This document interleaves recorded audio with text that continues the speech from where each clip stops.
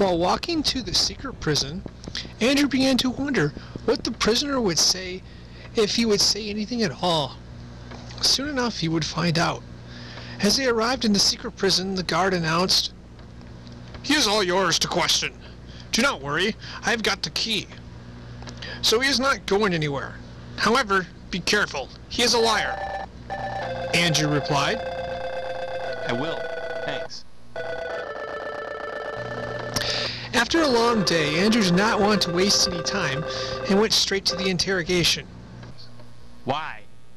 Why did you attack a peaceful Rotciv castle? What was your objective? The prisoner answered, "Peaceful? We were in search of a source of power." Andrew interrupted. Source of power? What source of power? The prisoner answered, "How should I know? We were under orders to catch the source of power inside the castle."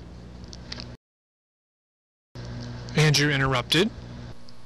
However, you failed and failed horribly. You are lucky not to be a corpse. The prisoner interrupted. "You were lucky that we were ordered to retreat after failing to find it." Andrew retorted. Sure, whatever. That is why you are here, locked up in a dungeon. The prisoner went silent, and Andrew injected, That is what I thought, you coward. Enjoy rotting away in prison because your friends are not going to rescue you. I am done with you. The prisoner answered, "Done with that?" Done with looking at you in disgust. retorted Andrew as he left to find the guard. Andrew walked in the other room, and the guard asked him if he had found anything. Andrew replied, Something about power, not much else. The guard answered, "Yes, I did not think you would get much out of him." Andrew replied, Well, it is late. I had better get rest, since I have a long day ahead of me. Thanks. He then headed up the stairs to get out of the dungeon. Later, he would find an inn inside the castle to go to sleep in. Andrew began to wonder about what the prisoner had said.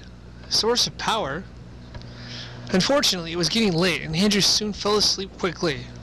At that moment, he began to have a dream. Another dream about the village elder?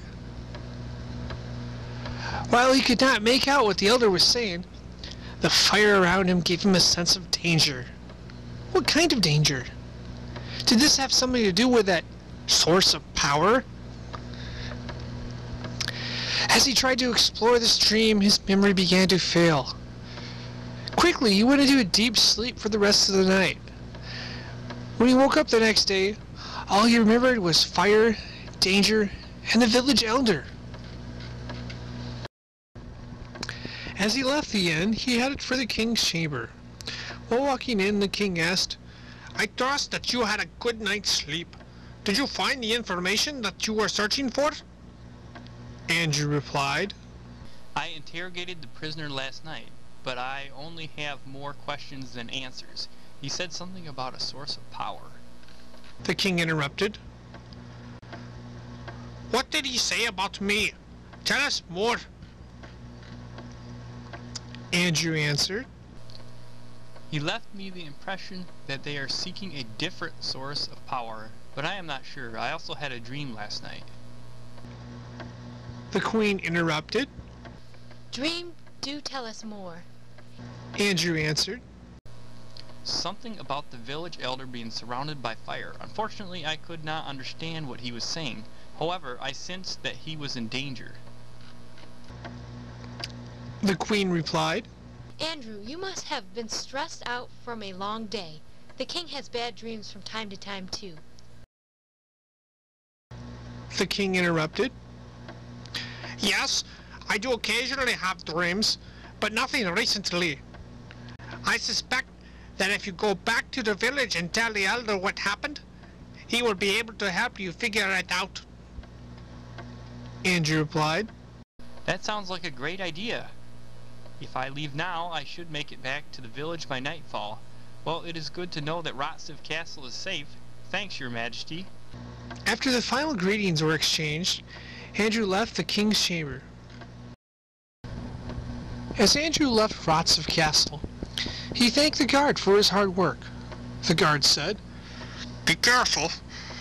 You never know what to expect when leaving these walls. Andrew answered. Yes, I will. Thank you again for all your help. Then he crossed the bridge over the moat and headed to the woods. The road back to the village would be a long one. However, if Andrew hurried, he might be able to make it back before nightfall. Then he could discuss his findings with the elder. Regardless, he could not let his guard down on this treacherous path, lest he be attacked at any moment. It was 1 hour before noon, and he had already reached the rocky path with no resistance whatsoever. He was now an hour away from the bridge, and already halfway back to the village.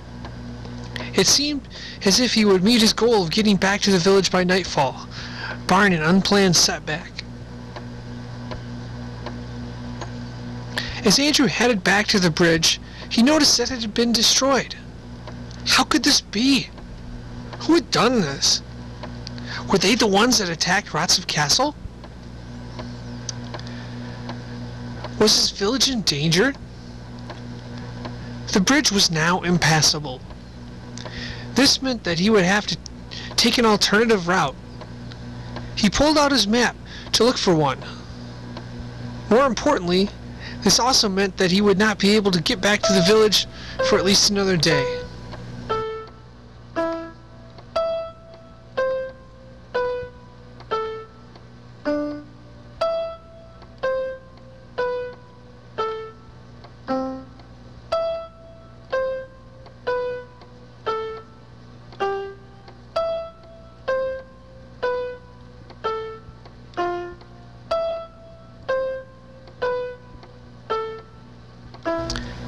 After spending some time fiddling through the map, Andrew was able to find an alternative route. He had one major problem. If the troll bridge was banned, it would be difficult to get through. The broken bridge had put him in a pinch, and now the new path would not be easy.